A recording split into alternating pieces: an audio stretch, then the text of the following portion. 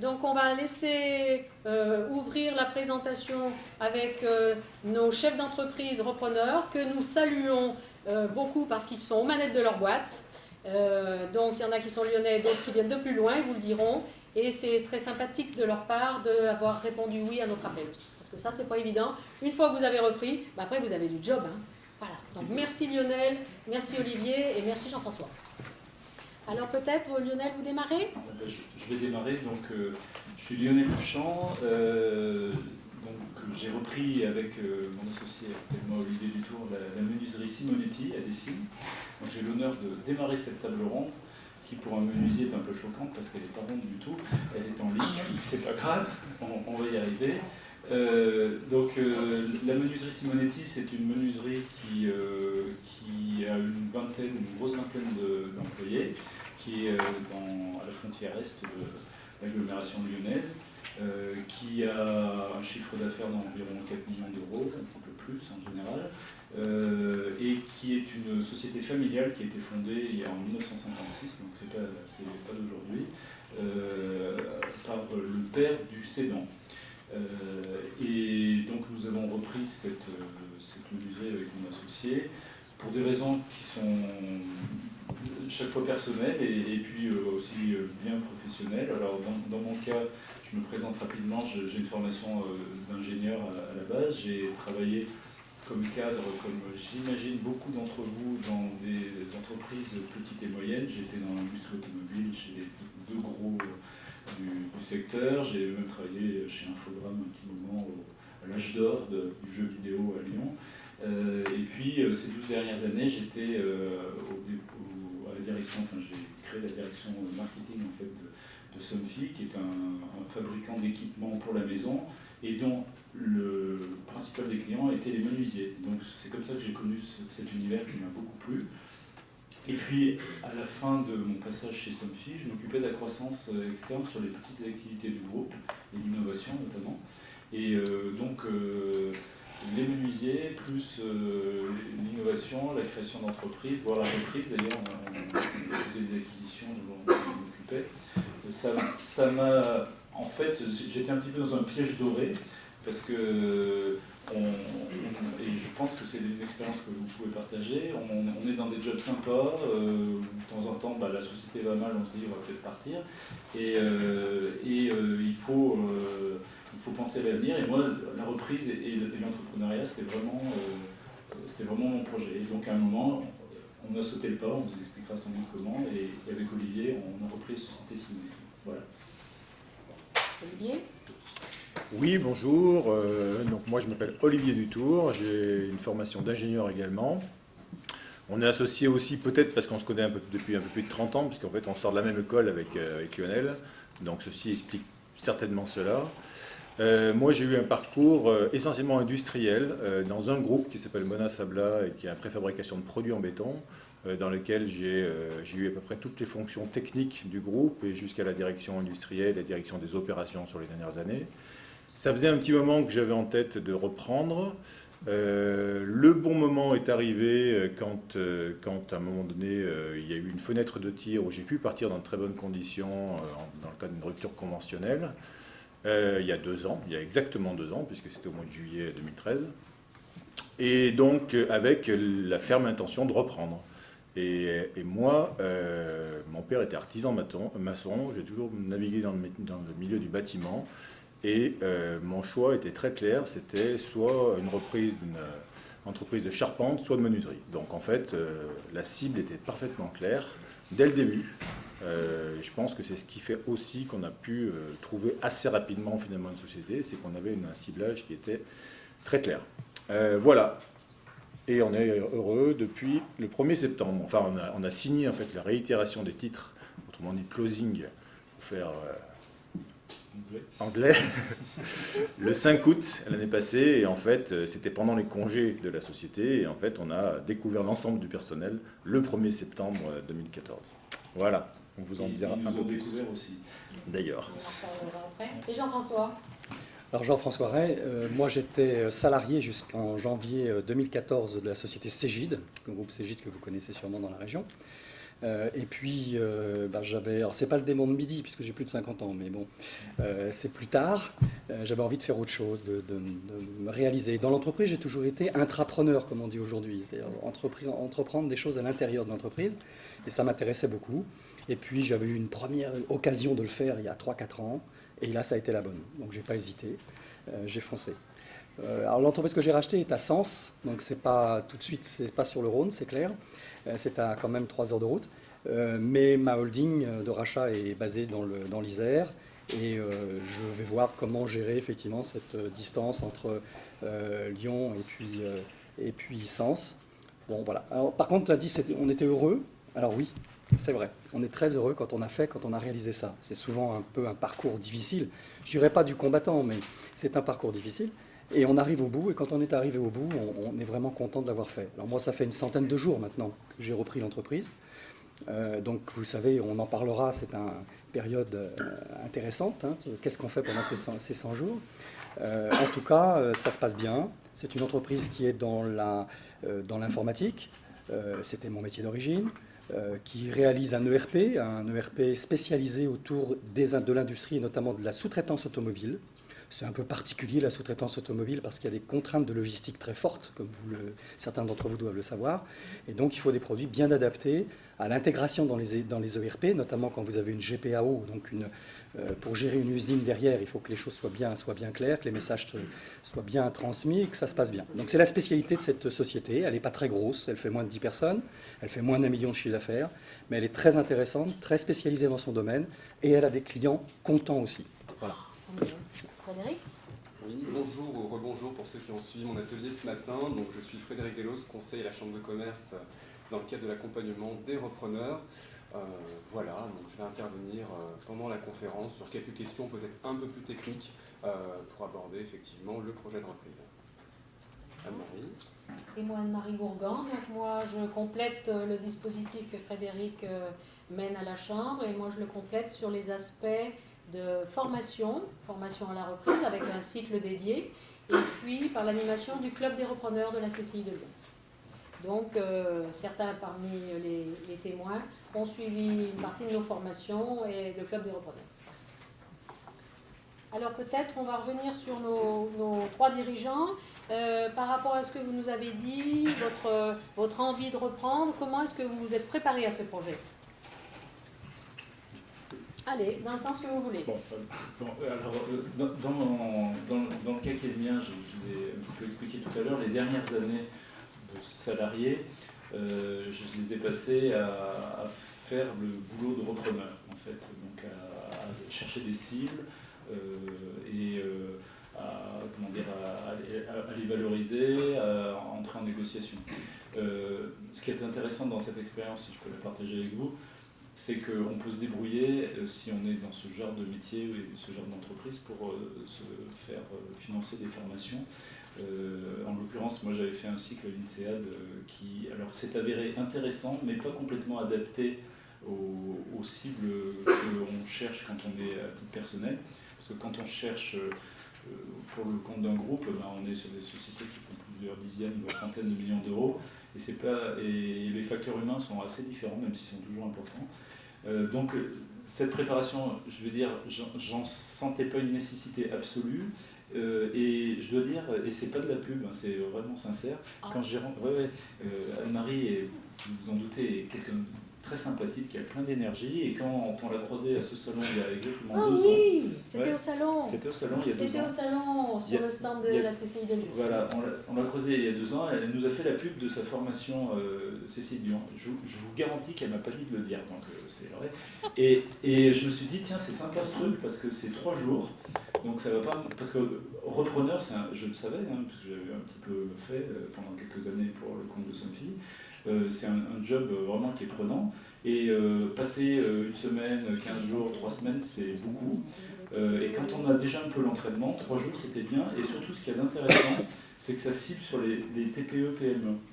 Et c'est pas du tout les mêmes ressorts, enfin ce sont les mêmes ressorts, mais ils sont pas... La pondération, l'aspect humain, l'aspect personnel est plus important. Et donc, moi, je ne peux, dans mon cas personnel, qu'encourager, vous encourager de suivre ce petit cycle de 3 jours avec la CCI de Lyon. Ah, bien, bien. Et vous avez fait autre chose en préparation? Ah bah, moi, en tout cas, déjà, j'atteste ce que vient de dire Lionel, puisque j'ai profité aussi de cette formation complémentaire, et c'est vraiment intéressant. Et même si, personnellement, d'origine, j'avais une formation de contrôleur de gestion, donc l'approche financière ne m'inquiétait pas, mais ça pouvoir tout remettre dans l'ordre, regarder ce qui est important et partager aussi avec les autres. Mais c'est vrai que pour rentrer dans le cycle qui est court, on prend ceux qui ont déjà un bon background en gestion, sinon le cycle est plus long et il y a de la remise à niveau. Voilà. Et Olivier? Alors moi, en ce qui me concerne, comme j'ai une approche un peu pragmatique et puis une approche d'ingénieur, on va dire, je suis parti de mon boulot le 15 juillet 2013. Au mois de mai 2013, c'est-à-dire 2 mois avant, j'ai eu la chance de pouvoir faire la formation du CRA, qui dure 3 semaines. Quand on n'y connaît rien à rien à la gestion de l'entreprise, notamment une lecture de bilan, j'avais jamais vu le bilan de l'entreprise dans laquelle j'avais passé 23 ans, alors que le bilan, c'est le document le plus important d'une boîte. Ça, on apprend à le faire, et il faut apprendre à le faire. C'est-à-dire que c'est indispensable de connaître le bilan, un compte de résultats, pour pouvoir analyser une boîte. Donc ça, moi, c'est la première chose que j'ai fait. Deuxième chose, je me suis fait accompagner par un cabinet privé qui s'appelle RH Présence, qui est sur Lyon, qui accompagne spécifiquement des repreneurs. Donc ça, pour être accompagné, parce qu'on se retrouve vite seul, hein, quand on est repreneur, on est vite devant son ordinateur derrière à essayer de trouver des cibles, alors qu'en fait, il faut réseauter, enfin il faut faire plein de choses. Donc je me suis fait accompagner, et puis j'ai aussi participé à des groupes de repreneurs, notamment à la CCI Nord-Isère, le groupe du CRA, parce qu'une fois qu'on a fait la formation au CRA, on peut faire un groupe. Alors c'est des groupes un peu informels qui marchent pas bien en fonction des personnes qui font partie du groupe, mais n'empêche que ça permet de ne pas se retrouver seul et de pouvoir partager son expérience et d'avancer. Moi, en tout cas, ça m'a permis de vraiment avancer, puisque dès septembre 2013, je savais exactement ce que je cherchais, donc du coup, j'ai pas perdu de temps à cibler, à papillonner. Hein, parce qu'en fait, quand on est repreneur, le problème, c'est le temps. Hein, on n'a pas le temps. Hein, quand on n'a que 2 ans devant soi, peut-être moins pour certains, on a Pôle emploi qui nous sponsorise, mais pas pendant très longtemps. 6 mois, ça va vite fait de passer. Quoi. Donc, c'est un vrai problème, ça. Ça, je peux en témoigner, parce que en fait, moi, je me suis fait piéger un peu. Je ne savais pas exactement si je voulais créer ou reprendre, puisque j'avais fait les deux. En fait, le raisonnement, maintenant, je peux vous faire gagner 6 mois, c'est quand vous avez dépassé 40 ans, reprenez. Parce que vous auriez aimé l'avoir fait plus tôt? Oui, je pense que tous autour de la table, on se dit, mais pourquoi on l'a pas fait plus tôt? Déjà, même si vous êtes en poste et que vous n'avez aucune idée, créer une société, ça vous coûtera 1 000 € de capital, vous créez une SAS, etc. Puis si jamais vous voulez faire du consulting ou quoi que ce soit, vous prenez un expert comptable, à la limite, vous faites votre propre formation. Ça, c'est un truc, je me pose encore la question, pourquoi je ne l'ai pas fait plus tôt? J'ai dans la salle mon fils qui est planqué, mais qui est encore étudiant, je l'encourage à créer une société pour juste s'entraîner. C'est pas grave s'il perd, ou pire, vous perdez quelques centaines d'euros, c'est pas très grave. Mais il faut y aller voir un expert comptable, etc. Bon, bref. Je crois qu'il faut effectivement en préparation bien s'entourer. Ouais. Il faut effectivement, moi j'avais un expert comptable et puis après, dans un deuxième temps, un avocat. Et c'est fondamental pour pouvoir monter ce type de projet, parce que même avec les connaissances économiques que je pouvais avoir et comptables, ça ne suffit pas pour porter le projet jusqu'au bout. Donc il faut vraiment être entouré. Dans la préparation aussi, ce qui est important, c'est vraiment faire le tour de ces cibles potentielles. Moi, j'ai eu la chance d'avoir effectivement, par mon réseau personnel et dans mon ancien job chez Cégide, de connaître, en fait, de faire la connaissance de la cible. Évidemment, à cette époque-là, je ne savais pas que ça serait l'entreprise que je racheterais. Mais ça a quand même facilité les choses. Et en plus, j'ai étudié une potentielle reprise par Cégide de cette cible. Donc ça m'a donné effectivement les moyens de bien la connaître. Ceci dit, quand j'ai quitté l'entreprise, je n'étais pas certain de pouvoir la racheter, parce qu'après, c'est un parcours assez long pour arriver à construire l'ensemble du dossier. Et j'ai aussi, dans le même temps, par mon réseau, essayé de trouver d'autres cibles potentielles, un peu du même ordre, dans les services aux entreprises. Et en actionnant correctement son réseau, donc quelques experts comptables, d'anciens clients, etc., j'ai quand même eu 2 approches sur des sociétés qui étaient potentiellement possibles de reprendre. Et j'ai commencé à faire ces études. Voilà. Et la préparation, par contre, sur la cible que j'ai choisie, ça a consisté à vraiment l'étudier à fond, pour savoir quel était vraiment son marché, quel était son potentiel, quel était, je dirais, comment je pourrais envisager de la développer, et comment on pouvait se projeter, je dirais, pour l'avenir. juste peut-être pour revenir sur l'entourage avec l'expert comptable et l'avocat d'affaires, il est important de choisir des professionnels qui maîtrisent finalement la reprise-transmission, parce que certains avocats sont assez généralistes, notamment en droit des sociétés. Lorsqu'on va aller sur un protocole d'accord ou l'aide d'intention, il faut avoir quand même quelqu'un qui maîtrise parfaitement les petites subtilités. Donc il est important que ce soit forcément un avocat d'affaires et au mieux quelqu'un qui est recommandé par quelqu'un de votre entourage. Pour l'expert comptable, c'est un peu la même chose.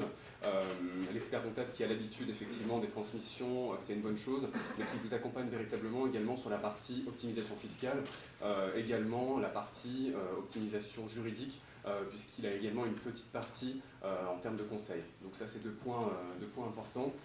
Peut-être sur la recherche, pour continuer, donc on a entendu effectivement la partie réseau, on peut peut-être parler de la notion d'approche directe, puisque c'est comme ça que vous avez trouvé votre cible. Alors en fait, ça c'est, disons que la méthode que nous avons employée, parce qu'en fait, on est associés, mais on a cherché chacun de notre côté, et on s'était dit, si on a une cible potentielle dans laquelle on pourrait partir à deux, on partirait à deux. Hein, donc on n'a pas forcément fait la recherche ensemble, hein, on a fait chacun de notre côté. Voilà. On avait un fichier sur Dropbox qu'on partageait, comme ça on savait ce que cherchait l'autre, mais pas plus. Voilà, alors, enfin, en tout cas, moi je suis un adepte de l'approche directe.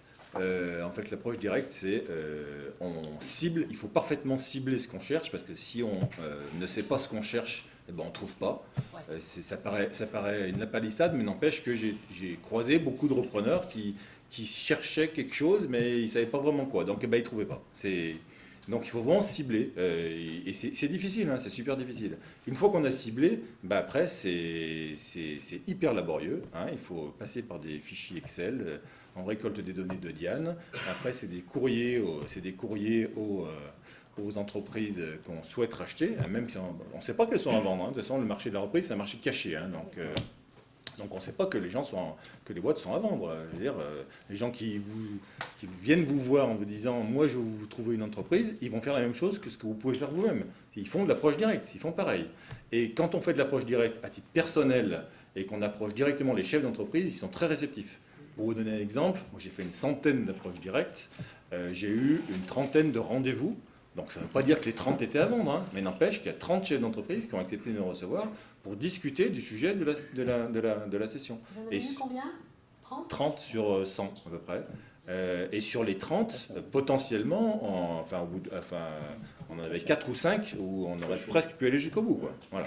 Donc ça veut dire que c'est quelque chose qui marche. Par contre, il faut taper dedans, quoi. Il ne faut pas perdre de temps. Il faut en faire 10 par semaine. Et puis toutes les semaines, il faut en sortir 10. Sinon 10 semaines x 10, ça fait déjà 3 mois, 4 mois. Le temps passe. Donc il faut aller vite. Il faut aller vite. Parce qu'une fois qu'on a ciblé, une fois qu'on a trouvé la boîte, il faut 9 mois après pour la racheter. Hein. Donc une fois qu'on a trouvé quelqu'un qu'on a accroché, il faut encore 9 mois. Donc il faut y aller, quoi. Il faut pas s'endormir au début. Voilà. Oui, c'est quelquefois, comme pour les enfants, c'est quelquefois 9 mois, hein, c'est ça. Ouais, c'est ça. Une chose pour ceux qui sont encore en poste salarié, après ça dépend des jobs, mais rien n'empêche de commencer à faire l'approche directe. Parce qu'en général, les entrepreneurs, maintenant, on est bien placés pour le savoir, ils aiment vous recevoir le soir à le boulot.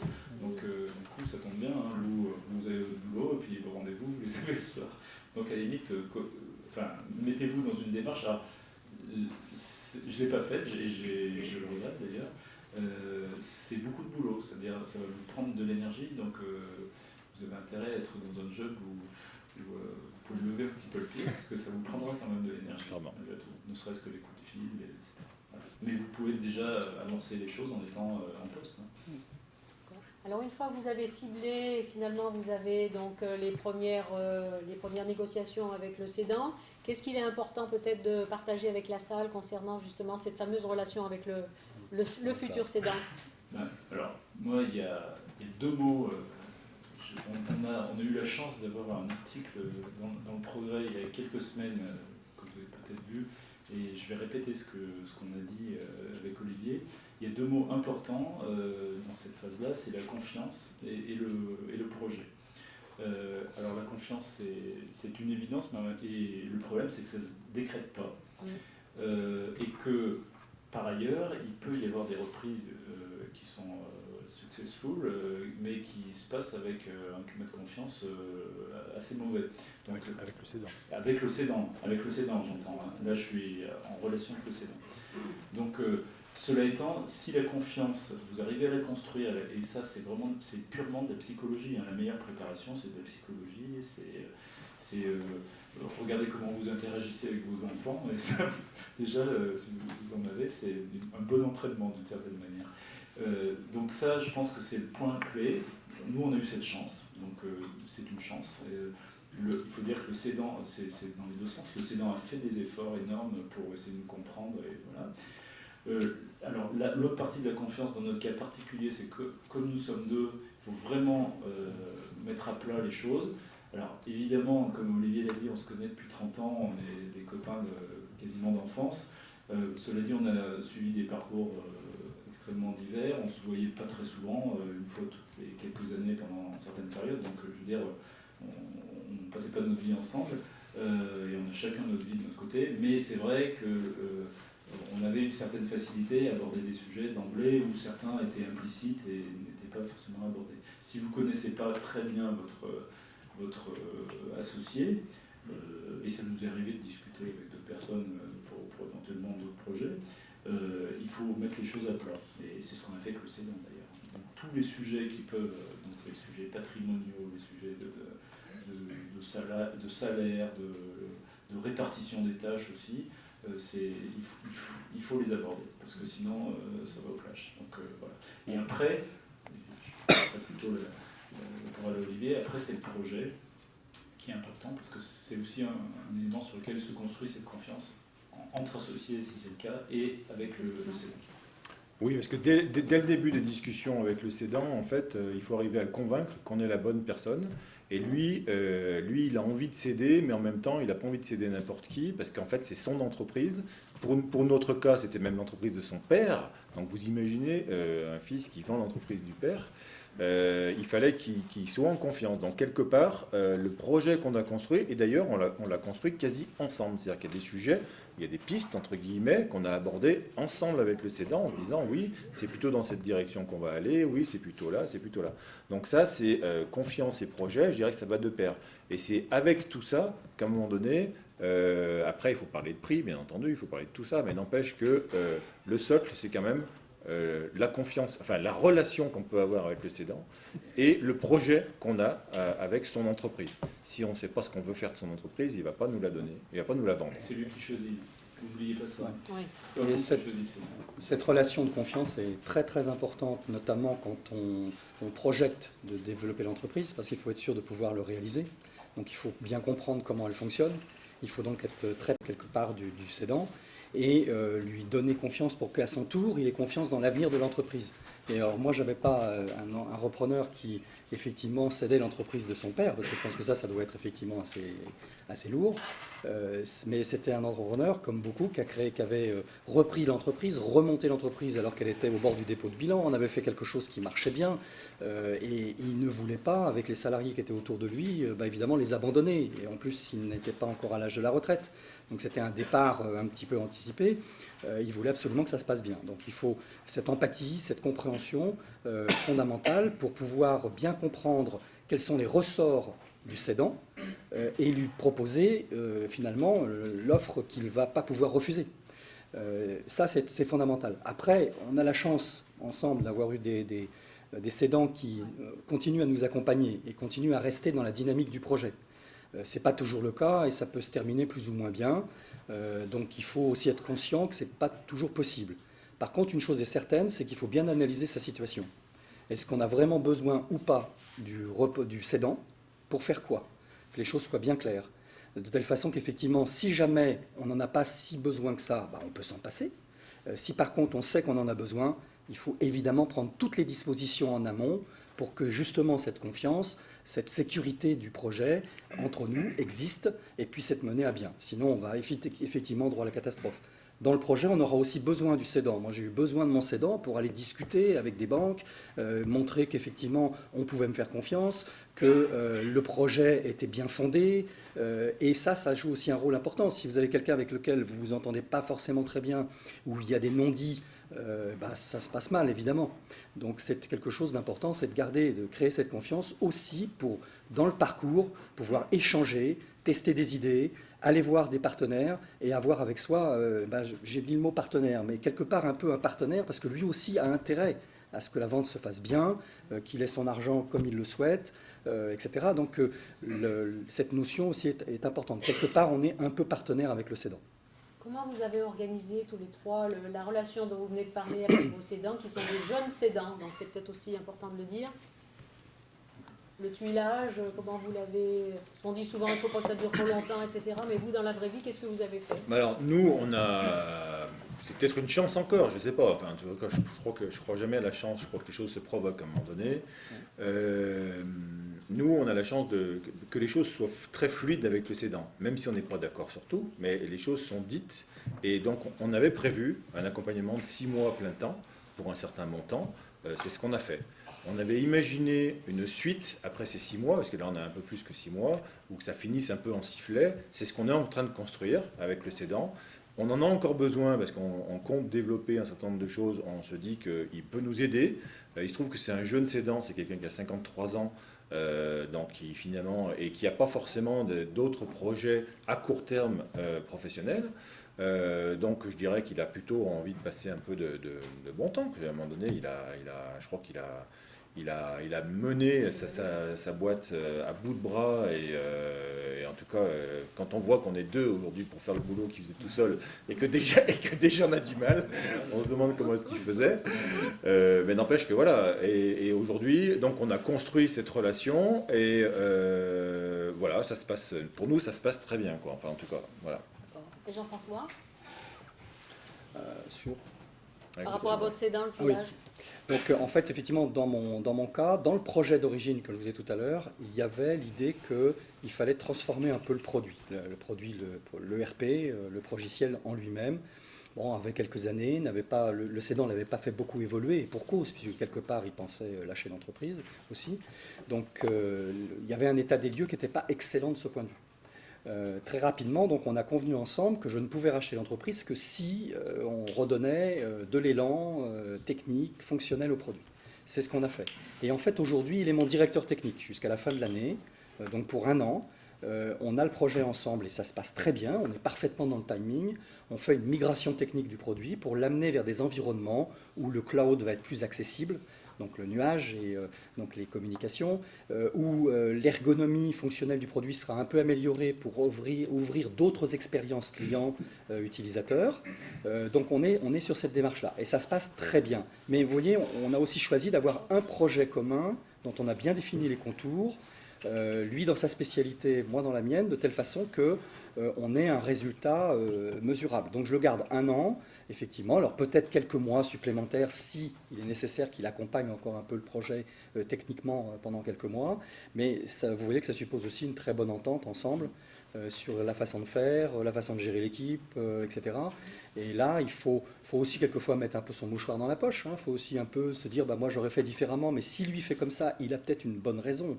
Parce que vous savez, quand on a, en tant qu'entrepreneur, quand on a construit une entreprise pendant des années, il y a des choses que, comme ça, en passant, vous dites, tiens, c'est bizarre, il faut essayer de comprendre pourquoi. Savoir qu'est-ce qu'il y a sous le tapis. Quelle est la raison qui fait qu'il se comporte de cette façon. Alors ça peut être des problématiques personnelles, de caractère, de savoir-faire, etc. Mais ça peut aussi relever d'une certaine logique de travail qui est induite dans l'entreprise ou qui est induite par le marché ou la clientèle et qu'on n'a peut-être pas vue. Donc moi, je suis resté, même avec l'expérience que je pouvais avoir, j'essaye de rester très humble sur ce plan et de me dire, bon, voilà, s'il fait comme ça, il a peut-être sûrement une très bonne raison. Donc je comprends d'abord pourquoi ça se passe comme ça, avant de dire, moi, je ferais peut-être un peu différemment. Juste un point. Jean-François employait le mot d'humilité. Je pense que c'est important. En fait, quand on arrive dans une nouvelle entreprise, que ce soit salarié ou chef d'entreprise, on est loin de tout connaître. Et donc le cédant, c'est l'élément clé. On a parlé tout à l'heure de l'expert comptable et de l'avocat qui, à différentes phases, sont aussi des éléments clés. Moi, j'ai j'attacherais beaucoup d'importance au choix de l'avocat, parce que c'est finalement lui qui vous représente, donc là, pour le coup, la confiance doit être totale, et ça doit être un bon. Donc là, si vous avez des recommandations, suivez-les. Et puis l'autre point, c'est ne pas hésiter à poser des questions. Nous, par exemple, dans le métier de la menuiserie, moi je le connaissais parce que c'était le boulot de mes clients. J'en avais fait un petit peu chez moi, mais c'est tout. Olivier, parce que ça m'intéressait, mais on n'est pas des menuisiers. Toute notre équipe, ils sont 100% menuisiers. On a des compagnons du Tour de France, des gens qui ont fait l'école Boulle, donc on a des super menuisiers, mais nous, on n'est pas des pros. Et donc, il est important d'écouter ce que disent les gens, le personnel, et tous les conseils, et aussi des gens dans votre réseau qui connaissent un certain aspect qui est lié à l'entreprise que vous allez reprendre, parce qu'on ne sait pas tout. Donc ça, c'est vraiment important, je pense, d'être humble, en fait, là-dessus.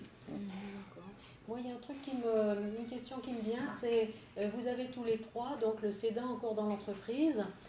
Comment est-ce que vous gérez le management de vos hommes qui ont été recrutés par le cédant, qui ont travaillé avec le cédant pendant des années? Est-ce que vous arrivez à bien avoir votre posture, ou est-ce que c'est un petit peu délicat? En fait, donc, dès le premier jour, on a pris le bureau du cédant, qui en fait, ce qui montre le fait que le patron, c'est plus le même. Je veux dire, c'est con à dire, mais n'empêche que c'est symbolique. Les premiers jours, évidemment, on se cherche. Il faut apprendre à connaître l'ensemble du personnel. Quand vous avez une vingtaine de personnes, avant de tous les voir en entretien au moins 1 heure, il se passe bien une semaine, 15 jours. Donc en fait, avant de faire quoi, enfin on est plutôt dans les 2-3 premières semaines en retrait, on va dire, mais assez rapidement, il faut pareil, il faut arriver à séduire l'ensemble de ses collaborateurs, puis arriver à les comprendre, voir un peu ce qu'ils ont dans la tête. Mais c'est vrai que les choses se sont faites assez rapidement finalement. Et aujourd'hui, il y a plus de, 6 mois après, il n'y a pas de il n'y a pas d'ambiguïté dans la boîte, quoi. Ils savent très bien qui fait quoi. Je veux dire, Olivier, il y a un point que tu voulais dire, c'est la principale peur des salariés. Ouais. Ah oui, ça c'est le point essentiel quand la principale peur des salariés, c'est qu'on les vire. Parce qu'en fait, les gens ne savent pas que quand on reprend une société, on est bien obligé de reprendre l'ensemble des personnels. Mais ça, les salariés ne le savent pas forcément. Donc le fait de le dire, ça dégonfle déjà un certain nombre de sujets. Le fait de dire que le cédant, il est encore là pour nous accompagner, ça rassure. Enfin, on est vraiment dans les sujets de rassurer, quoi. Et alors, l'histoire du bureau, c'est significatif, moi aussi c'est pareil. C'est-à-dire que le premier jour, et d'ailleurs Régis l'a fait volontairement, il a déménagé tout son bureau l'avant-veille, et quand je suis arrivé le matin, il m'a ouvert la porte et m'a dit voilà, c'est ton bureau. Et symboliquement, c'est très important vis-à-vis des salariés. Alors moi, j'ai eu la chance, à la différence de vous, d'être connu dans l'entreprise un peu avant, parce que on va dire, on espérait que ça ne durerait pas autant, mais 6 mois avant, en fait, j'étais présent dans l'entreprise, soi-disant pour une vision commerciale, une évolution de l'activité commerciale de l'entreprise. Ce qui m'a permis de les rencontrer, de les connaître et donc effectivement d'établir avec eux une relation. Certains me connaissaient d'ailleurs de mes autres fonctions, puisque j'étais responsable de l'activité automobile au sein du groupe Cégide, entre autres, et effectivement j'avais eu l'occasion de rencontrer certains collaborateurs dans ce cadre-là. Donc, mais ça, c'est effectivement différent. Alors après, comment aujourd'hui il est directeur technique de la société, c'est-à-dire qu'il garde une influence très forte sur une équipe de, je dirais, c'est une équipe de développement. Donc il garde cette force. Je le sais. Donc je vais le gérer avec le temps, calmement. Aujourd'hui, il faut que ça soit lui le patron, point, parce qu'il faut que cette équipe tourne et qu'elle tourne bien. Il faut aussi qu'on me reconnaisse dans un rôle différent. Donc je m'arrange précisément pour surtout pas empiéter sur les pattes blanches du patron. Et le jour où il partira, je dirai, ben voilà, il est parti, maintenant, on fait comme ça. Vous voyez, je pense que c'est un peu cette idée qu'il faut essayer de garder, chacun sa place. Surtout, je fais très attention. Alors, je gère bien le personnel en termes de RH. Il y a un départ en retraite là, qui va se produire, c'est moi qui le gère. J'ai pris complètement en charge, il ne s'en est absolument pas occupé. Mais vous voyez, il y a des choses quand même qu'il faut prendre en tant que patron. Mais je dirais le management même de l'équipe d'un point de vue technique, je lui laisse complètement et j'ai fait comprendre à tous que je ne m'en mêlerai pas. Voilà. Si j'ai quelque chose à lui dire, je vais le voir, c'est arrivé, et je lui dis, ben voilà, est-ce qu'on ne peut pas faire autrement? Est-ce qu'il n'y a pas une autre solution? Parce que moi, je verrais peut-être les choses différemment. on envisage un recrutement d'un technicien, on n'a pas encore la même idée de quel profil on va recruter. Vous voyez, donc ça va venir progressivement, mais on fait attention à ce qu'il y ait bien une séparation dans les fonctions. On n'a absolument pas parlé des montages techniques. Beaucoup d'entre vous, quand vous venez nous voir à la Chambre de commerce, vous nous dites, voilà mon apport personnel, est-ce que je peux me permettre d'acheter telle entreprise, avec quel ratio? Est-ce que vous avez eu des montages, est-ce qu'il y a des choses à dire en matière de facteurs clés de succès, de montage financier? Il y a plein de choses à dire. Plein de choses à dire, évidemment. En fait, déjà, il faut, quand vous faites votre recherche, ne vous focalisez pas sur le prix. Vous ne vous focalisez pas sur les documents financiers de l'entreprise. Il faut d'abord savoir si l'entreprise que vous avez en cible va vous intéresser, avant de vous intéresser à ce chiffre. Enfin, je veux dire, alors que, quand même, on a tendance à d'abord aller voir le bilan, le compte de résultat, à faire son petit calcul, là, avant le premier rendez-vous. C'est complètement stupide, ça ne sert à rien. Donc, et puis, il ne faut pas se poser la question de la valorisation. La valorisation, c'est déjà un deuxième temps. Ça veut dire que valorisation, ça veut dire qu'on va faire une proposition. Ça veut dire qu'on s'y sent déjà. Donc, déjà, enfin, vous avez déjà passé des étapes de parler de valorisation. Enfin, je pense qu'il faut faire les choses dans l'ordre. Après, la valo, si c'est une belle boîte, que la valo vous paraît super importante, vous trouverez des financements. Parce que si c'est une belle boîte qui a une bonne rentabilité, il y aura des gens qui seront là, il y a des investisseurs, il y a des banquiers, il y a plein de gens. Aujourd'hui, en plus, l'argent est liquide, comme ils nous disent. Donc, ils prêtent assez facilement. Donc, je dirais que après, le montage se fait petit à petit. Nous, notre montage, pour une valeur donnée, on l'a revu peut-être 20 fois avant d'arriver même la dernière semaine. Même la dernière semaine. Donc nous, pour faire simple, on a un apport personnel, on a une dette senior chez 2 banques, de façon assez classique, parce qu'ils n'aiment pas trop investir, ils aiment bien être à 2, même si une des banques était la banque du cédant, ils aiment bien être 2 pour répartir les risques. Enfin, eux, c'est aussi simple que ça. Et puis on a aussi 2 autres types de prêts, donc ça c'est des points importants. On a notamment un prêt participatif. Donc ça, c'est l'intérêt d'un prêt participatif, c'est que c'est considéré comme du quasi-fonds propre. Donc si vous êtes déjà un petit peu habitué au sujet, c'est considéré comme des fonds propres. Donc entre guillemets, vous pouvez emprunter plus. Je dis, si vous avez, on a tendance à dire que c'est un emprunt, c'est 1 pour 3. Vous apportez 100, vous pouvez emprunter 200. Mais si vous apportez 100, que vous avez 100 de fonds de quasi-fonds propres, vous pourrez emprunter 400. Donc, du coup, vous avez tout de suite un effet de levier plus important. Donc ça, c'est le deuxième point. Et le troisième point, on a un investisseur à nos côtés, un investisseur institutionnel, qui est la BPI, en fait, qui nous accompagne en obligations convertibles. Donc ça, pareil, c'est des termes, peut-être que certains sont habitués ou pas, mais ça, on apprend, quoi. Donc obligation, ça veut dire qu'on a un actionnaire potentiel, on a un troisième actionnaire potentiel dans l'entreprise. Il n'est pas obligé de convertir ses actions, mais potentiellement, il peut. Donc voilà, voilà, donc ça c'est notre montage qui est. Pour en rajouter, je vais paraphraser Paul II, mais je dirais n'ayez pas peur. Non mais franchement, il ne faut même pas avoir peur des mouches d'ailleurs, parce qu'on a repris une entreprise qui est beaucoup plus grosse que ce qu'on souhaitait, ce qu'on envisageait de reprendre. Généralement, quand on reprend à titre individuel, on reprend. Je veux dire, pour un cas de sup qui part, c'est des sociétés qui ont des chiffres d'affaires de l'ordre de 1 million, 1,5 million, 2 millions. Bon, nous, on a repris à 2, évidemment. Il y a une entreprise qui est au-delà de 4 millions. Il se trouve qu'on est parti plus sur est-ce qu'on s'y voit, quoi, est-ce que ça nous plaît là-dessus. Et comme on était, alors j'aborde un autre sujet, mais qui est lié finalement au financement, comme on était convaincu que ça nous plaisait, moi, en plus, au départ, vous vous rappelez peut-être de mon histoire, mais le nom de Somfy, c'est plutôt une menuiserie extérieure, c'est-à-dire les fenêtres, etc. Et il se trouve que la société Simonetti, elle fait de tout, dont la menuiserie intérieure, tout ce que vous voyez là, c'est ce genre de choses qu'on peut faire, ou chez vous aussi, votre cuisine, on peut faire ce genre de choses. Donc c'était un domaine qui était un peu nouveau pour moi. Mais je m'y suis vu, on s'est dit, ouais, c'est sympa, on va bosser avec des architectes, avec des décorateurs, avec des promoteurs, enfin, c'est un truc. On y était, puis il y avait plein de machines, parce que c'est une usine aussi, donc il y a des centres d'usinage, des ingénieurs qui sont lâchés. Vous avez vos yeux qui brillaient. Voilà, on était contents. Et du coup, on a été hyper convaincants vis-à-vis des investisseurs et des banquiers. parce qu'on était convaincus. Et on a fait, et cette conviction, le deuxième point, donc ça dépend de vous, hein, c'est vous qui serez convaincus, c'est pas moi, mais le point, c'est pour convaincre les gens qui ne le sont pas a priori, donc les investisseurs, il faut faire un dossier. Et ce dossier, alors là, moi, je vous dis, c'est le point indispensable. Donc faire un dossier, et ça c'est pas l'expert comptable, c'est pas l'avocat qui va le faire. C'est vos tripes. Voilà, c'est les tripes. Alors c'est plus du marketing. Je trouve que là, pour le coup, mon passé m'a pas mal aidé. C'est du marketing de banquier, quoi, en gros. Donc il faut pas mettre des petites fleurs, des machins comme ça. C'est un truc sobre, mais par contre, il faut bien dire les bons points au bon. C'est bien argumenté, c'est structuré. Il y a des chiffres, c'est concret, et il y a de la perspective.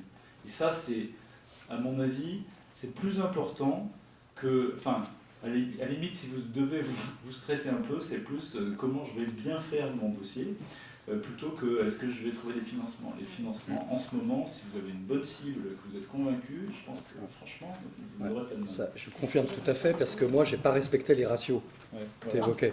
C'est-à-dire qu'effectivement, je suis arrivé avec des fonds propres qui sont peu importants par rapport à la valeur de l'entreprise, et j'ai quand même réussi à faire le montage. Et alors, je ne vous dis pas que ça a été facile, hein. Il a fallu s'expliquer, il a fallu faire un très bon dossier, je pense que ça c'est très important. Donc l'expert comptable m'avait aidé, mais toute la partie projet, portage du projet, explication de comment ça allait se passer, etc., il fallait pas, c'était vraiment ce que j'ai mis dedans, qui a joué. Et effectivement, et ça m'a permis aussi, pour monter ce dossier, de discuter avec certaines personnes, notamment par exemple, moi je suis lauréat du réseau Entreprendre. J'ai monté un dossier avec le réseau Entreprendre, donc Bourgogne, puisque c'est Sens. Et pas... Alors j'ai commencé avec Olivier Loridon, je dirais, sur le CCI Nord-Isère, mais il m'a envoyé vers, je dirais, très vite, il m'a dit, il faut que tu prennes contact avec le réseau de Lyon et de la Bourgogne, ce que j'ai fait, et je suis lauréat de ce réseau. Mais c'est très important, justement, pour arriver à mettre les bons arguments. Quand vous êtes en face, dans ce réseau, on doit rencontrer, avant d'être lauréat, une dizaine de chefs d'entreprise avec lesquels on discute de son projet. Je peux vous dire qu'aller vendre 10 fois son projet à des patrons d'entreprise, c'est formateur, parce que là, vous en prenez plein la tête tout de suite. Alors, très gentiment, avec beaucoup de bienveillance. Mais il vous explique que, non, là, non, mais ça ne peut pas marcher comme ça. Et ça, c'est intéressant. Ça permet de progresser. Et donc, votre dossier, il devient béton. Quand vous allez voir, je dirais après, les banquiers, ils disent, oui, ça, c'est sérieux, ça tient la route, etc. Et donc, moi, j'ai réussi à faire un montage avec un déséquilibre très fort entre ce que j'empruntais et les fonds propres que j'apportais. Alors, la société a des caractéristiques pour le faire, mais j'ai su les mettre en valeur. Par exemple, elle n'a pas besoin de fonds de roulement. Elle perçoit les maintenances de ses clients en début d'année. Donc, pour l'essentiel. Donc, ça veut dire qu'effectivement, je n'ai pas besoin de demander des lignes de crédit.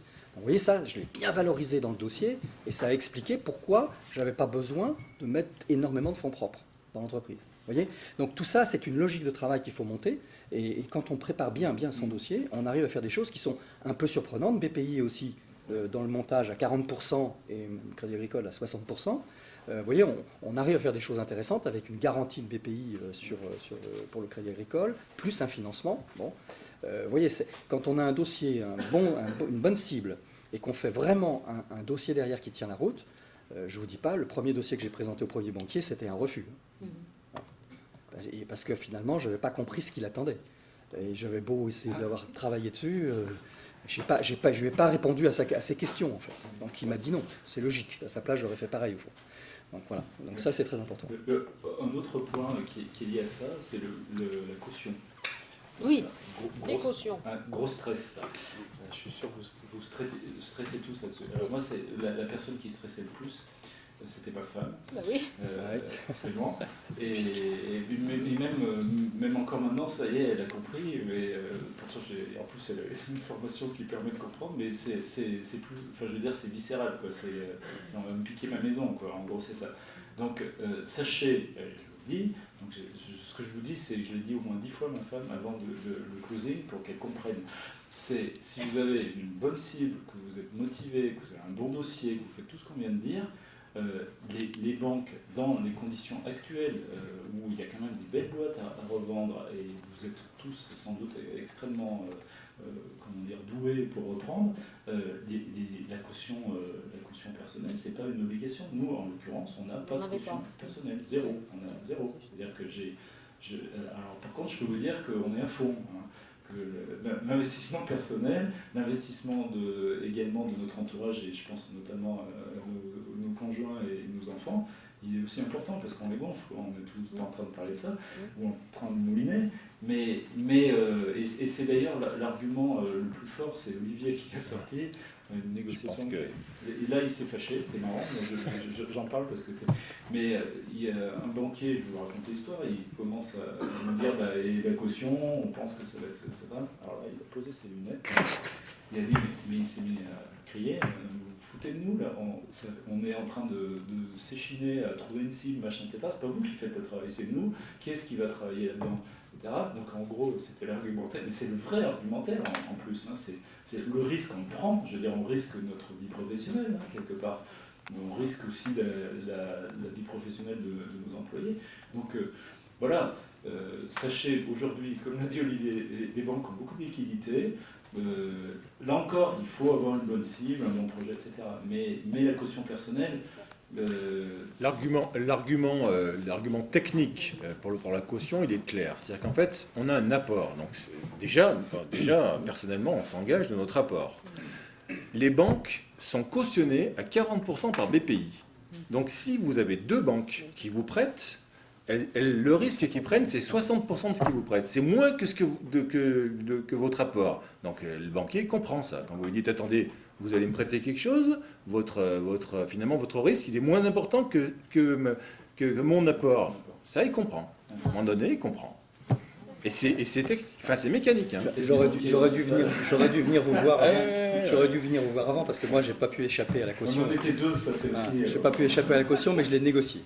Fortement. Ceci dit, on fait peut-être les malins, parce qu'en fait, il se trouve que tous les banquiers voulaient nous prêter. Donc à un moment donné, on a pu quand même faire jouer la concurrence. C'est vrai que si vous avez un seul banquier qui vous prête, et que les autres ont refusé et qui vous demandent une caution, vous serez obligé de vous y plier. Et après, à un moment donné, il faut être réaliste. Mais bon, n'empêche que ça existe des prêts sans caution. Voilà, c'est aussi le message qu'on voulait vous faire passer. Oui, peut-être sur la caution, et puis ensuite on répondra à votre question, monsieur. Il faut un peu dédramatiser la question, puisque une caution solidaire, si vous avez en plus une garantie de BPI France, on va exclure de l'assiette de cette caution la résidence principale, qui est souvent une forte partie du patrimoine. Tout à fait. Donc quand bien même on aurait effectivement un dépôt de bilan à horizon 3-4 ans, je ne dis pas que c'est facile d'organiser son insolvabilité, mais si on sort déjà la résidence principale, derrière, il n'y a pas forcément d'impact très fort sur la vie personnelle. De manière générale, les cautions dépassent rarement 50% du capital restant dû, et de toute manière, généralement sur les dossiers, on a une caution engageante moralement qui est sur 10-15% du capital restant dû. Donc plus le prêt avance, moins l'engagement potentiel du repreneur est important. Donc il ne faut pas s'arc-bouter forcément sur une position négative sur la question. Tout dépend ensuite de la qualité de la cible. Mais ce n'est pas forcément là-dessus qu'il faut négocier à tout prix. C'est tout à fait ça. Moi, j'ai négocié effectivement ce type de disposition. Et puis au fond, finalement, je me suis rendu compte que ce qui me restait vraiment en caution potentielle, si jamais elle devait être exécutée, était relativement faible par rapport au fait que j'apportais en capital, que je vous ai dit, en apport pas énormément, et que c'était assez logique, que c'était assez équilibré. Donc j'ai accepté de le faire, et après, on verra si ça se réalise, ça ne se réalisera pas. Mais en admettant que ça puisse se réaliser un jour, eh bien, effectivement, la somme n'étant pas colossale non plus, je sais que de toute façon, j'aurai éventuellement les moyens de le faire s'il fallait le faire. Donc là, il y a aussi à négocier, il ne faut donc pas avoir trop peur non plus de ça. Je dirais que quand on y réfléchit, et même son épouse finit par l'accepter, d'ailleurs je lui ai dit de venir actionnaire avec moi, donc du coup, voilà, ça a un peu dédramatisé aussi les choses. Donc de ce fait, on arrive à trouver des solutions, effectivement. Et moi, je l'ai par rapport à la demande initiale qui était à 30% du capital restant dû sur la part financée, non pas par le BPI, mais par le Crédit Agricole, donc c'était assez important. Bon voilà, j'ai réussi à faire un certain nombre de choses pour calmer le jeu. Le point aussi sur ce financement, que ce soit les banques, quand ça se passe bien évidemment, et BPI, il faut bien comprendre que ce n'est pas des adversaires, c'est des partenaires. Je pense notamment à BPI. Moi, BPI, notre contact, on s'appelle de temps en temps. Ils sont vraiment, dans notre cas, peu intrusifs, et ils nous l'avaient dit. Mais à la limite, c'est moi qui l'appelle. Je lui dis, tiens, il y a ça qui se passe, on veut vous en informer, etc. Faut vraiment... Bon, nous, ce sont des obligations convertibles. Donc, en gros, c'est une dette qui peut se transformer en action.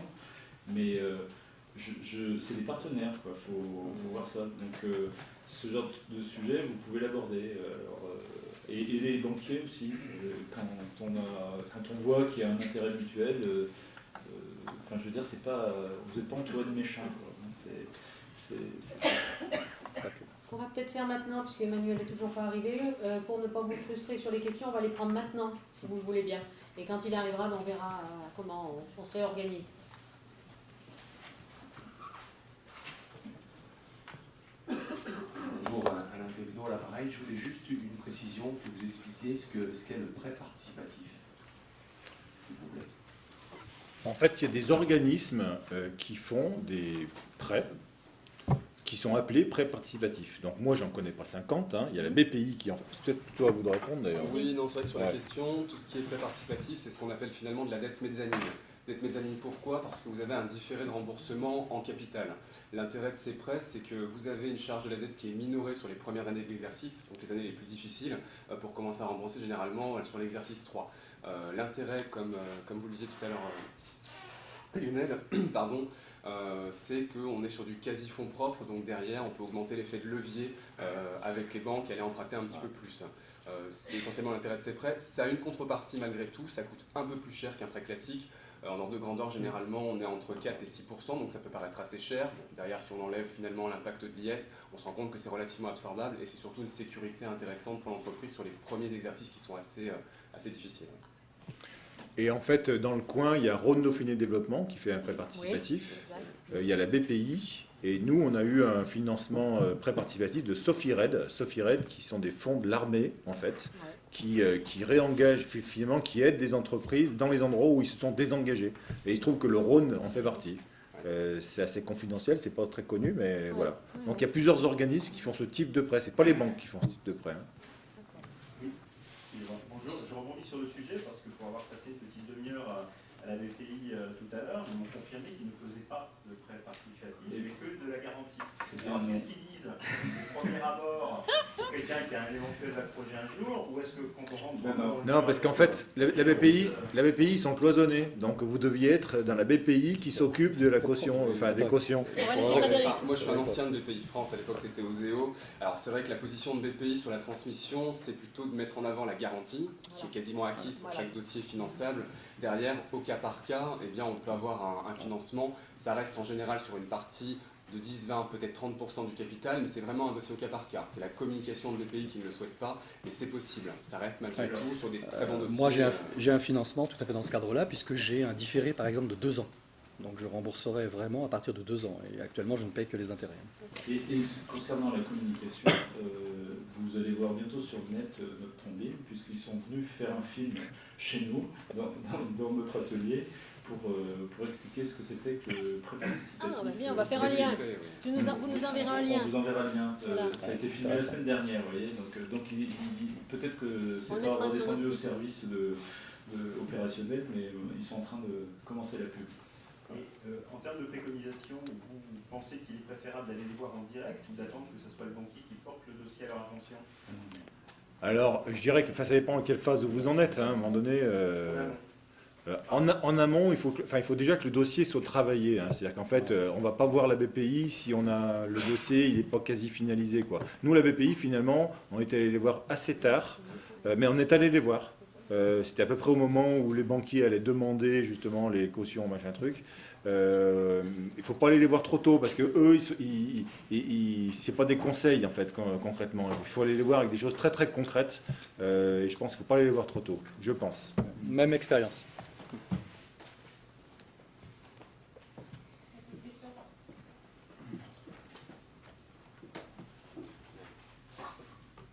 Une question par rapport plutôt à la menuiserie.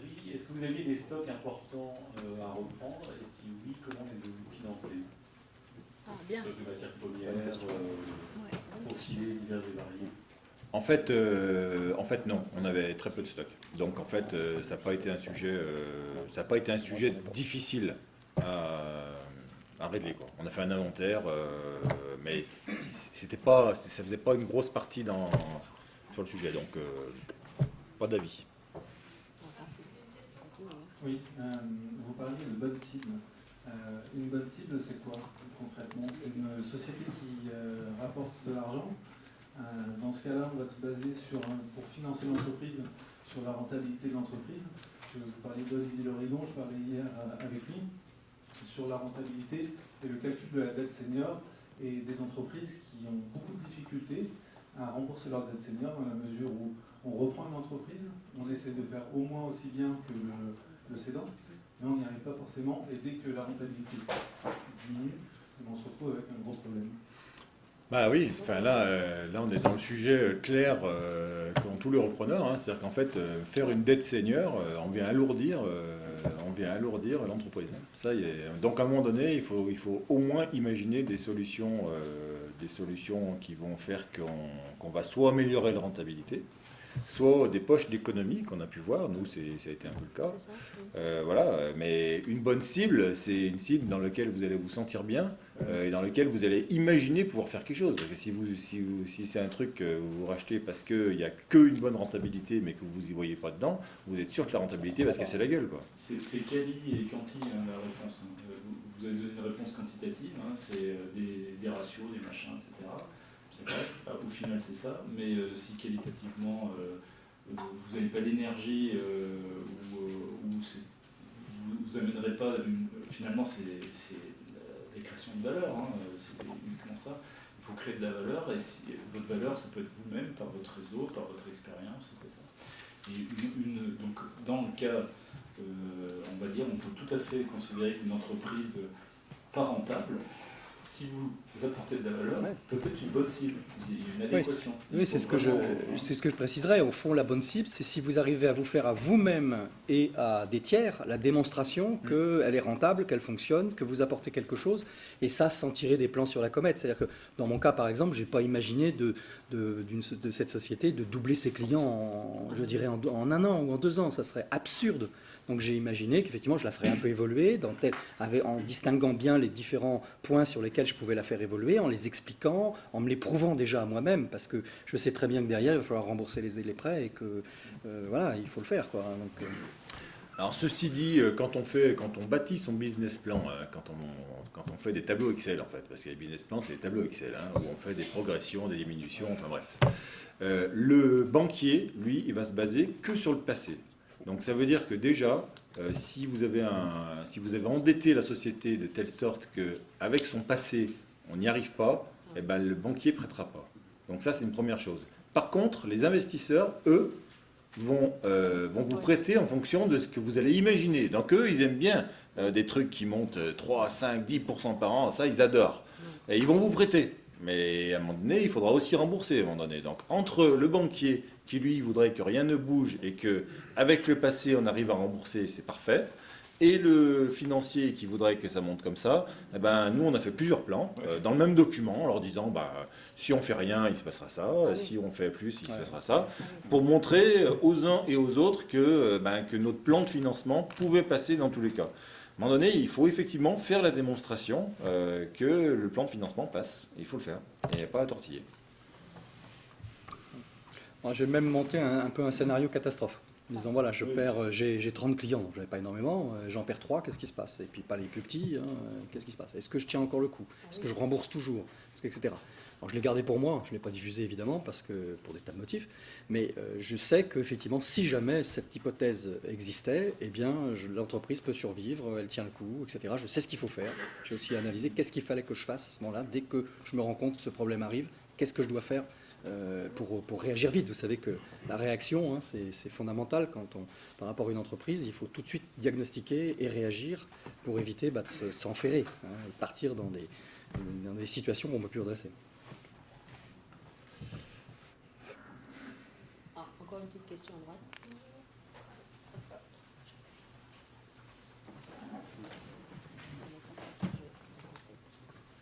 Est-ce que vous avez trouvé un intérêt à prendre un intermédiaire du type Arèche Présence?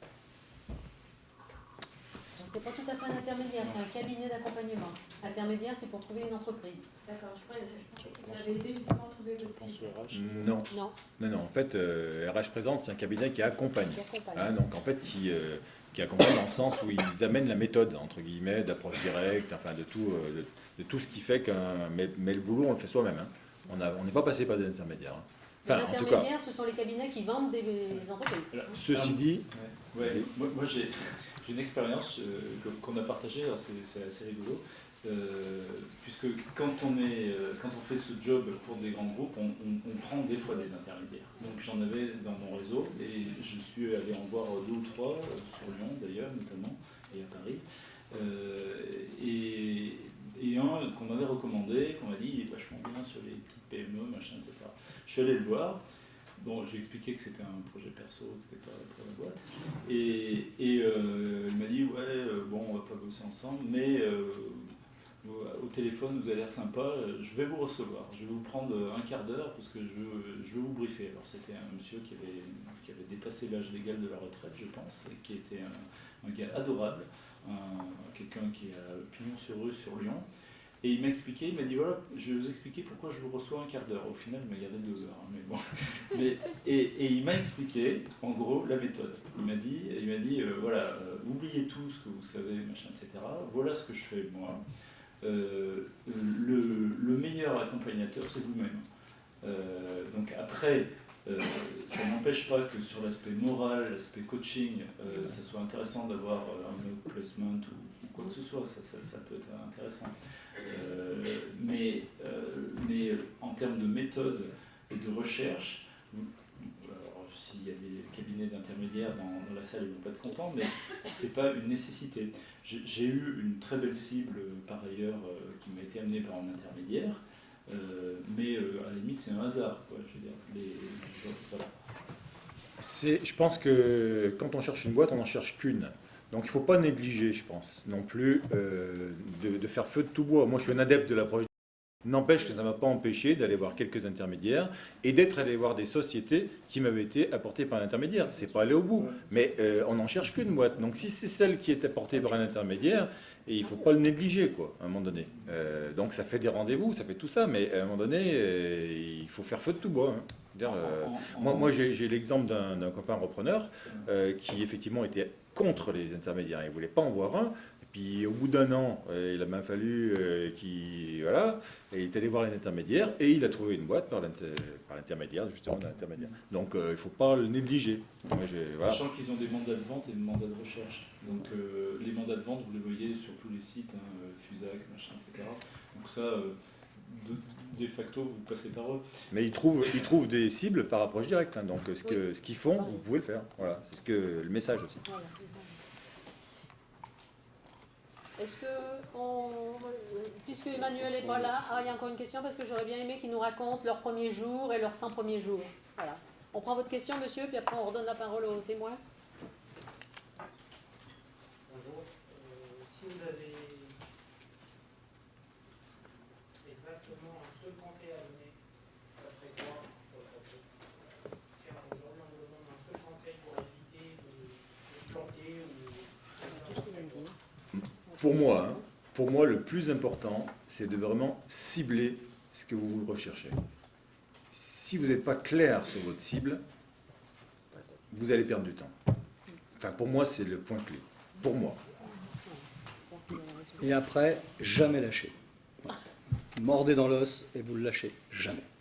Et ça, c'est très important parce qu'il y aura plein de gens pour vous expliquer que vous avez peut-être tort, qu'il y aura des problèmes, que ceci, que cela. Et effectivement, il faut dire non, moi j'avance et je veux le faire. Et me concernant, c'est un peu dans la suite de ça, en fait c'est votre feeling, suivez votre feeling, si vous le sentez, il faut y aller. Parce qu'effectivement, il y a plein de gens qui vont dire, vous n'y arriverez pas, machin, je comprends, machin. Si vraiment vous le sentez, il ne faut pas hésiter. Si vous avez des hésitations, dans ce cas-là, il faut les confirmer, etc. Mais si vraiment vous dites ça c'est mon truc, n'hésitez pas, vous y arriverez. Et le temps est un point clé hein, quand on est repreneur, parce qu'on n'a pas le temps. Et le temps passe vite. Et c'est pour ça que des fois l'accompagnement c'est pas mal. Parce que du coup ça rebooste à un moment donné, parce qu'on se démotive hein, au bout de quelques mois, qu'on a frappé à plein de portes, qu'il n'y a rien qui s'ouvre, que franchement, qu'on se retrouve derrière son ordinateur encore une fois, hein, parce que j'imagine que vous l'avez tous fait. Et voilà, c'est pour ça que le temps, il faut se foutre la pression, quoi. Alors, c'est pas le seul truc, puisque là, pour le coup, il y en a deux. C'est si vous avez l'opportunité, parce que ça, c'est aussi un truc, un cas où on nous a dissuadés, tout le monde nous a dit, ouais, reprendre à deux, voilà, machin, etc. Alors là, vous avez probablement... D'ailleurs, vous vous êtes pas encore fâché? Non, pas encore. Non, on attend. Mais il y a de choses... si vous avez l'opportunité que vous sentez que c'est possible, je pense que ça, c'est pas mal non plus. Hein. Enfin, nous, comme l'a dit Olivier, là aujourd'hui, on est bien content d'être deux. On arrive à peine à faire, à faire ce qu'il faisait tout seul, notre cédant. Et encore, il nous aide. Hein. Mais dans les gros coups de démoralisation, parce que vous allez voir des banquiers qui ne veulent pas vous prêter, ou je ne sais trop quoi, machin, le fait d'être deux, c'est quand même pas mal. Et de partager, parce que finalement, même vos amis les plus proches, même vos proches, ils ne comprennent pas ce qui se passe. Hein. Donc là, au moins, il y a quelqu'un avec qui vous partagez des choses un peu techniques, hein, parce que c'est un peu abscon comme univers. Donc si vous avez l'occasion, moi, enfin, et alors, autre chose... Avec des conditions particulières. Avec des conditions, mais moi j'ai connu dans les entreprises que je suivais et une que j'avais reprise pour de mon entreprise, c'était aussi des associés, et ça se passait merveilleusement bien, ils sont toujours ensemble, ils ont eu des tas de difficultés, ils sont remontés, etc. Donc j'ai plein d'exemples d'associés, de binômes qui marchent très bien. Donc,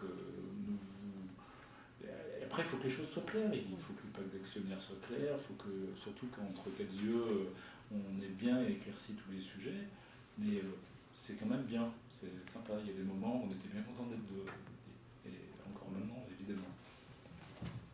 Alors moi j'ai eu la chance d'avoir une relation très positive avec le cédant, donc j'ai eu un peu ce soutien, mais ceci dit c'était le cédant. Mais c'est vrai, je vous le disais tout à l'heure, ça m'a manqué aussi un peu, de me trouver quelquefois un peu vraiment seul. Il y a des décisions, il faut que vous preniez tout seul. Et c'est vrai que quand on est deux, ça doit être plus intéressant, plus riche et plus sécurisant. On fait un petit éclairage sur votre premier jour et puis les semaines suivantes. Comment ça s'est passé? Votre premier jour. C'était fantastique. Parce que, alors en fait, il faut faire un rapide historique en 10 secondes, mais on a rencontré, donc on a repris on a repris début août 2014. Les premiers contacts avaient été faits en décembre 2013. Et donc, en gros, on a discuté pendant l'hiver le soir, dans une zone industrielle de l'est de Lyon. Donc, le brouillard, machin, vous imaginez l'ambiance, avec une usine qui était fermée, personne, l'homme de ménage, je ne sais pas, une femme de ménage, de temps en temps qui partait, et puis, bon, bref. Et c'était un sujet clé. Il ne voulait pas qu'on rencontre le personnel, parce que, et là, pour le coup, maintenant, d'une manière législative, on serait bien embêté, parce qu'il pensait que c'était de nature à déstabiliser l'entreprise. Et je pense sincèrement qu'il avait tout à fait raison. Et on partageait son avis. Alors, par contre, on partageait, mais on n'était pas trop content de racheter une entreprise qui fait 4 millions d'euros de chiffre d'affaires sans connaître personne, quoi. Donc il nous a décrit qui était qui, mais quand vous ne voyez pas, au bout d'un moment, on avait repéré 2-3 noms, quoi, mais quand vous ne voyez pas les personnes physiquement, enfin moi je suis incapable de mémoriser ça, quoi. Et donc du coup, on a racheté l'entreprise début août. Les gens sont partis en vacances. On s'est posé la question de savoir si on allait, avant le départ en vacances, faire une sorte de pot, machin, etc., où on se présente, puis on s'est dit, attends, les gars, ils vont délirer pendant toutes les vacances, ils vont passer une mauvaise vacances. Donc on a réussi, on a réussi. On a décidé de faire l'opération, mais la plus violente qui soit, c'est à 6h30 du matin, à la reprise du boulot, le 1er septembre, c'était un lundi cette année, boum, on arrive avec les croissants, et puis le cédant dit, bah voilà, c'est le nouveau patron. Donc ah ouais, et alors, on a fait le truc, non, mais on a bien réfléchi, puis on s'est dit, finalement, c'est plus malin, parce que sinon, on met les gens mal à l'aise. Bon, effectivement, il y a un effet de surprise qui peut être négatif ou positif, mais on s'est dit, on tente le pari, puis on en a beaucoup discuté. Et on a préparé ensemble le speech. Hein, donc je m'y suis mis avec Olivier, on s'envoyait, t'es prêt pour le speech, machin, par mail le soir même. Alors la petite exception qu'on a faite, c'est qu'on s'est dit, ça serait pas idiot de rencontrer l'encadrement. Et il se trouve que c'était le retour des grandes vacances, et qu'ils étaient tous dans le Midi, ou je ne sais pas trop où. Et il y en avait un qui était là, et qui était d'ailleurs quelqu'un avec qui maintenant on a d'excellentes relations, qu'on a rencontré un peu avant. On aurait bien aimé rencontrer, il y a 4-5 personnes dans l'encadrement. Et ça s'est... donc il était complètement... Enfin, je passais moi la grossièreté, mais il était sur le cul, quoi. Oui. On l'a vu le samedi, je crois. Donc l'ancien... Le cédant a dit, bon tiens, j'ai un truc à te dire, passe à la boîte, il faut qu'on prépare un truc pour lundi. Et puis boum, il voit trois personnes, il dit, qu'est-ce que c'est celui-là ? Et il était... oh, non, c'est pas vrai. Non, mais tu déconnes parce qu'il se tutoie. Non, c'est vrai. Et puis au final... cette mécanique s'est super bien passée parce que lui, il a eu le week-end pour réfléchir à ça. On aurait aimé que d'autres, qu'il y ait plusieurs personnes. Et finalement, lui et le cédant, lorsqu'on s'est mis en carré autour des croissants, là, dans l'atelier, c'était avec les machines auto, etc., il y en a qui sont sortis, qui ont dit « j'y crois pas », qui sont rentrés, etc. Ça s'est super bien passé parce que les gens posaient des questions. Alors il y en avait qui étaient un peu tendus, limite des pleurs, quoi, pour certains d'ailleurs, hein, c'est vrai. Et c'est vraiment on a joué l'effet de surprise un peu contre notre gré, mais finalement ça s'est bien passé. Donc ça c'était le premier jour.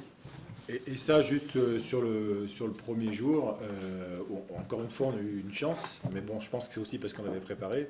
Le cédant a quand même dit, a fait vraiment un discours qui nous allait très bien, en disant moi, je ne pouvais plus continuer parce que trop de charges, trop complexe, la réglementation, j'en avais marre, j'allais péter un câble. Et c'est une chance pour l'entreprise que vous ayez 2 repreneurs. Donc, il nous présente comme une chance pour l'entreprise, donc quelque part, il nous a bien aidés, quoi. Et puis, le conducteur de travaux en question, pareil, il en a rajouté en disant oui, de toute façon, ça ne va rien changer, il va falloir y aller. Donc après, je dirais ça a été un peu plus facile. Mais enfin, le premier jour, on n'était pas bien fiers. Il a bien fallu 100 jours après. Je crois que c'est intéressant que le cédant, effectivement, explique ses vraies raisons. Et ça a été le cas. Alors moi, j'ai eu la chance d'être présent un peu dans l'entreprise qui m'ait vu, même s'il ne savait pas tout de suite que j'allais racheter l'entreprise, mais il m'avait vu. Donc mon premier jour, il s'est passé de façon très simple. J'ai serré la main de tout le monde comme j'arrivais certains matins. Et puis je suis allé dans le bureau préparé par le cédant. Donc c'était relativement rapide. Par contre, je pense que c'est important, avant, quand il leur a annoncé la semaine d'avant, il leur a expliqué, il les a réunis. Alors ils sont 10, c'est pas très compliqué, hein, donc c'est pas pareil que quand il y a déjà beaucoup plus de monde. Mais il leur a expliqué, vous saviez que, voilà, aujourd'hui, moi, je veux céder, voilà vraiment mes raisons. Vous avez vu Jean-François, il va reprendre l'entreprise. Et donc ça s'est relativement bien passé. Mais c'est important qu'il explique ses vraies raisons, je pense. Ouais. Parce que, quelque part, les salariés ont le droit à avoir les vraies réponses, quoi. Pourquoi ? Alors que ça marche bien, alors qu'apparemment, il ne donnait pas de signe de vouloir partir le lendemain matin. Pourquoi il le fait et dans quelles conditions ? Et comme il leur a bien expliqué, du coup, ils se sont sentis plus à l'aise avec le... Voilà, il n'y a pas eu de psychodrame en se posant des questions. Ils lâchent parce que ça va mal, parce que ceci, parce que cela. Ça s'est passé de façon... On a eu une question, parce que le milieu du bâtiment, de manière générale, la menuiserie en particulier, c'est des gens directs, quoi, des gens francs, directs. C'est ça qui nous a notamment attirés. On a eu des questions, certaines personnes ont demandé, mais tu pars pour du pognon, quoi. En gros, c'est ça. Et là, il a vraiment répondu de manière hyper sincère en disant, évidemment, je vends mon entreprise, donc tu vends ta bagnole, tu as du pognon, etc. Mais c'est pas ça le sujet. Le sujet, c'est les vraies raisons. Et ça, effectivement, ça dégonfle beaucoup de choses. Bien. Si c'était à refaire... Bon, on referait, évidemment. On referait, peut-être même qu'on le referait un peu plus tôt. À un moment donné, on se dit que c'était peut-être notre jour aussi. Je veux dire, à un moment donné, on ne va rien regretter. Mais je pense que moi, j'en ai racheté 48 ans. À 40 ans, je me posais beaucoup plus de questions, la crise de la quarantaine. À ce moment-là, j'ai failli partir de la société d'avant. Mais ils m'ont proposé des bons postes. Donc, quelque part, je me suis laissé... J'aurais peut-être dû partir à ce moment-là. Mais bon, aujourd'hui, c'est fait. Aujourd'hui, j'arrive à la cinquantaine, c'est fait. Oui. Pour moi, c'est à peu près la même histoire aussi. Je suis resté un certain temps parce qu'on m'a proposé des travaux intéressants et je suis resté dans le groupe. Et puis c'est un groupe passionnant dans lequel j'ai vécu. Donc voilà, et puis il arrive un moment où on se dit, il faut quand même y aller. On a envie de réaliser quelque chose que, en troisième partie de carrière, je me suis dit, voilà, c'est le moment, il faut le faire. Et l'opportunité était là, je dis, je la laisse pas passer. Ouais, moi je reviens sur donc je referai. Ouais, moi je referai aussi. Et je pense, enfin je vous en ai parlé en tout début, création-reprise, moi c'était une question. Après c'est une question de perception personnelle. Je pense que si vous avez moins de 30 ans, pour reprendre, je vous inciterai plutôt à créer, parce que à la limite vous n'avez rien à perdre. C'est ça, si vous n'avez pas trop d'attaches familiales, pas trop de problèmes d'enfants, etc. Donc créer. Après 40 ans, je pense que la reprise c'est beaucoup plus raisonnable, mais ça peut être fou aussi. Hein. Donc, moi, on passe pour des cinglés auprès de nos copains, parce que on a des copains qui sont profs, qui sont bien tranquilles, machin, etc. Et nous, on en prend pour 15 ans. Donc, bon. Que ce soit avant ou après 30 ans, reprise ou création, faites ce que vous allez-y. N'hésitez pas si vous le sentez. On va boucler parce qu'après ils vont nous mettre dehors et vous avez encore, à mon avis, 5 minutes pour venir questionner nos intervenants. On va peut-être les applaudir et puis les remercier d'avoir été avec nous.